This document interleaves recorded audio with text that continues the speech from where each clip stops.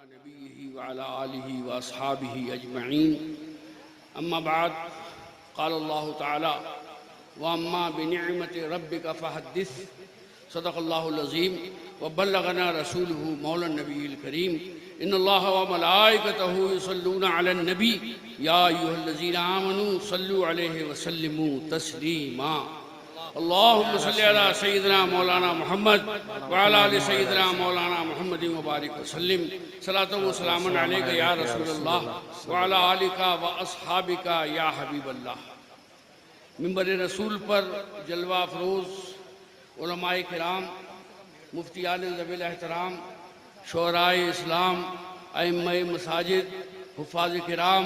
मोहतरम बुज़ुर्गों, अज़ीज़ साथियों, नौजवान दोस्तों, प्यारे बच्चों और मेरी अस्मत माँ माओ और बहनों, मैं आप सबकी हिम्मत की बहुत दाद देता हूँ और मैं अपनी हिम्मत की भी बहुत दाद देता हूँ।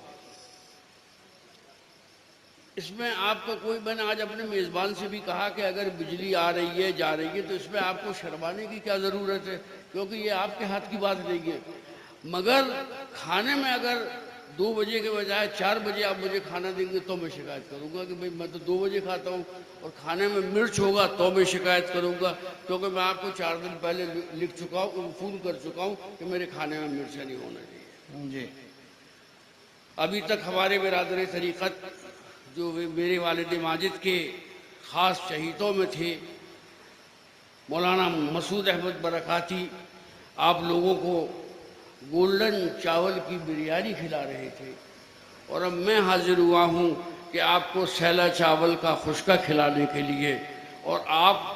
खाएं या न खाएं मैं आपको खिला के मानूंगा।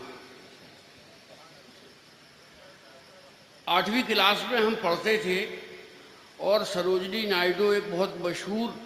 शायरा थी अंग्रेज़ी की और यूपी की पहली गवर्नर भी थी, तो उन्होंने एक नज़्म लिखी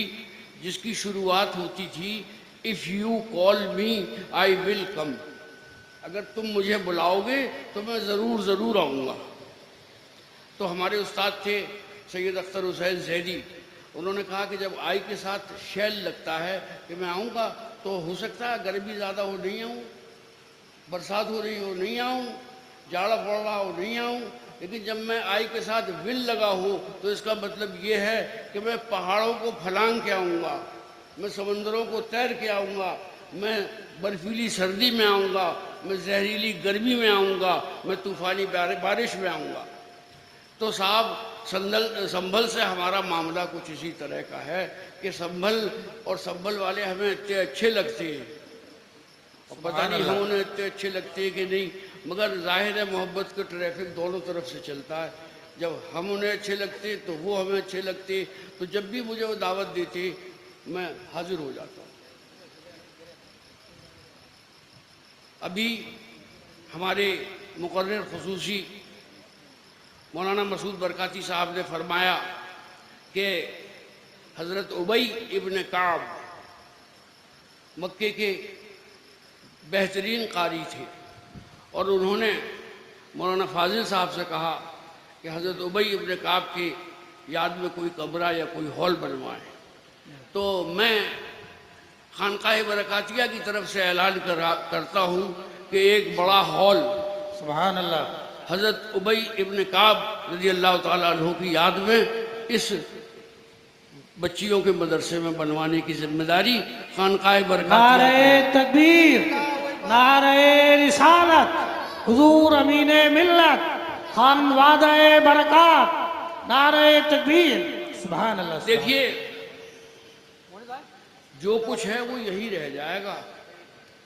जब सिकंदर बादशाह के मरने का वक्त आया तो उसने कहा कि मेरे दोनों हाथ कफन से बाहर कर देना ताकि लोगों को पता चले कि सिकंदर आज़म जब दुनिया से गया तो कुछ लेके नहीं गया, और कफन ही ऐसा लिबास है जिसमें जेब नहीं होती। जी जी, जेब तो उस लिबास में होती है जिसमें पैसे और ये कुछ रखती। तो हर शख्स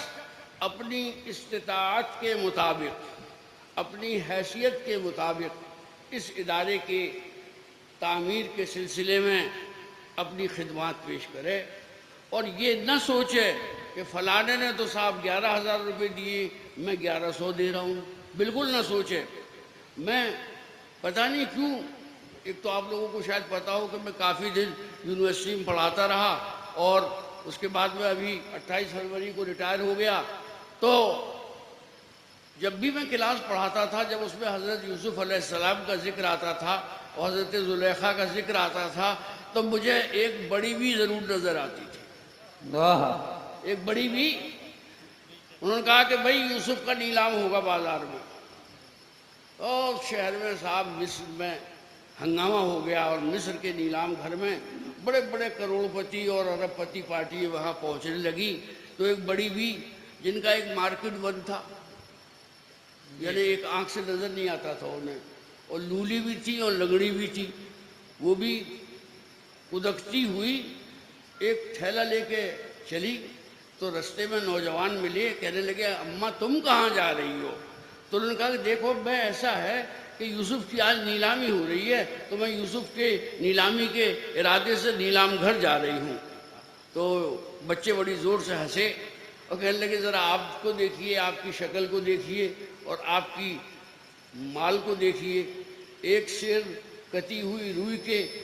बदले में हज़रत यूसुफ को ये ख़रीदने जा रही हैं, अरे वहाँ तो करोड़पतियों का मजमा है। तो उस बुढ़िया ने जो जवाब दिया, आज